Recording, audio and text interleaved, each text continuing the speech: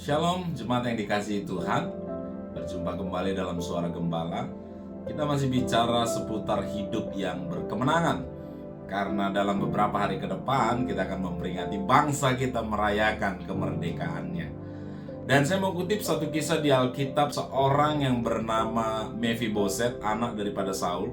Di dalam 2 Samuel 4 menjelaskan anak ini lumpuh timpang, jadi nggak bisa jalan karena waktu itu dibawa lari sama pembantunya.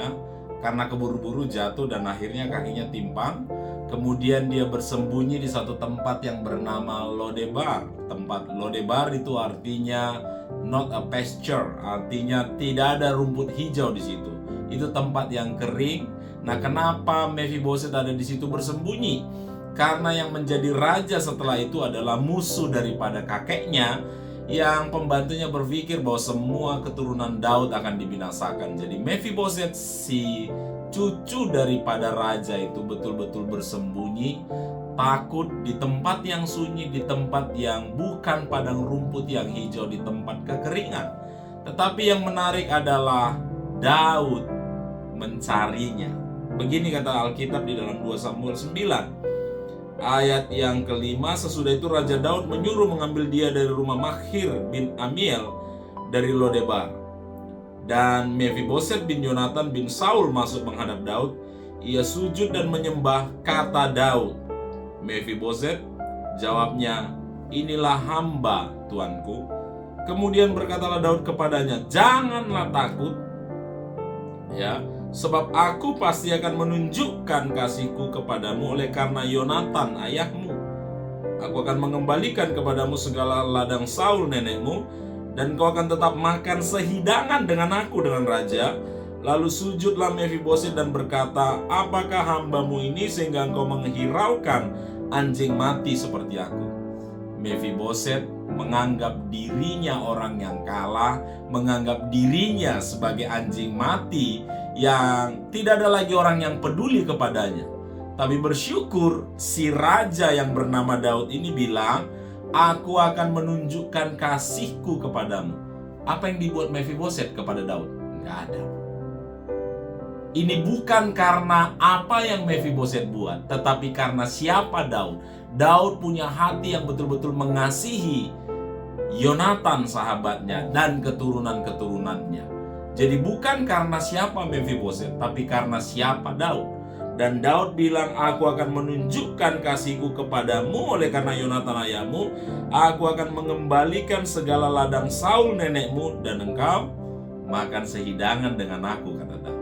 Tadinya dia hanya seperti anjing mati, anjing yang kalah, manusia yang gak ada harapan lagi. Tapi Daud mengambilnya dan akhirnya dia duduk sehidangan dengan raja.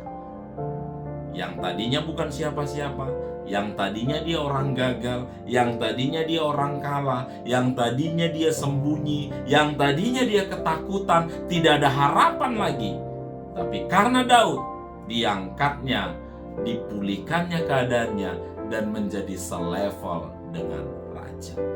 Ada banyak orang-orang percaya hari-hari ini ngerasa seperti Mephiboset, seperti anjing mati yang gak akan bisa buat apa-apa, tinggal tunggu kapan dikuburnya.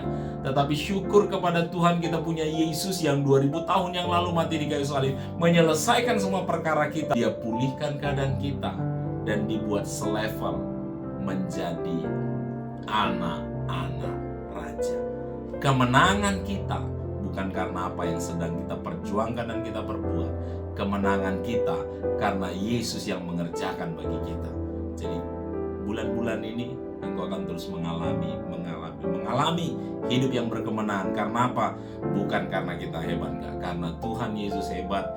Dia sudah menyelesaikan bagi kita, dan Dia yang angkat kita dari tempat terpuruk itu kepada kemuliaan, sehingga hari-hari ini dan hari-hari ke depan kita akan menikmati hal-hal yang hebat, hal-hal yang luar biasa, seperti nubuatan pewahyuan dari Tuhan ketika kita memasuki 2023. Tuhan bilang ada dua hal yang Tuhan sedang mau kerjakan dalam hidup kita. Dia kasih kita urapan kesembuhan, Dia kasih kita urapan kelimpahan. Jadi kemana-mana kita pergi nggak kalah lagi, kita menang. Karena apa? Ada kesembuhan, ada kelimpahan. Saya berdoa hari-hari ini kau mengalami hidup berkemenangan bukan karena kita, tapi karena Yesus sudah menyelesaikan bagi kita. Karena kita persis seperti Mephiboset, seperti anjing mati, tapi Tuhan angkat, kita memperoleh kemuliaan demi kemuliaan. Dan saya percaya ketika Tuhan beri kemuliaan, kemenangan bagi kita, orang-orang di sekitar kita, tetangga kita, teman kita, kita bisa jangkau. Karena kita mau lihat ada 10.000 orang yang berkemenangan akan join di GKK Yesus Baik untuk menyelesaikan tugas dan tanggung jawab Indonesia, bahkan sampai ke bangsa-bangsa lain. Tuhan Yesus memberkati.